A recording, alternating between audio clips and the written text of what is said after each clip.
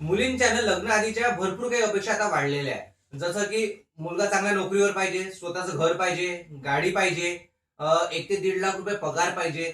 पण तुम्ही एकदा तुमच्या वडिलांना तरी विचारा ना, की तुमच्या वडिलांनी तुम्हाला लहानपणापासून इतकं मोठं केलं, तर त्यांच्याकडे ऑलरेडी इतकं काही होतं का? त्यांनी स्वतः मेहनत केली. किती मेहनत केली तुम्ही एकदा विचारून बघा. आणि तुम्ही अपेक्षा करताय 21 ते 25 वर्षाच्या मुलांकडनं किंवा 27 वर्षाच्या मुलांकडनं, की त्याच्याकडे सगळं काही असलं पाहिजे. असं नसते ना. तुम्ही बघा ना, की मुलगा कसा आहे. तुम्ही पैशाकडे बघून लग्न नको करा. जर तुम्हाला खरंच बघायचं असेल तर तो मुलगा कसा आहे, त्याचा नेचर कसा आहे, त्याचा बिहेवियर कसा आहे, तो समजून घेणारा आहे की नाही आहे, की आपल्याला सोबत घेऊन चालेल की नाही, हे बघा. तुम्ही जर हे बघून लग्न कराल तर खरंच सुखी राहाल. जर तुम्ही फक्त पैसा बघून लग्न कराल तर शेवटी काय होते, मोठ्या घरी जाऊन पण तुम्हाला भांडीच घासावी लागतात.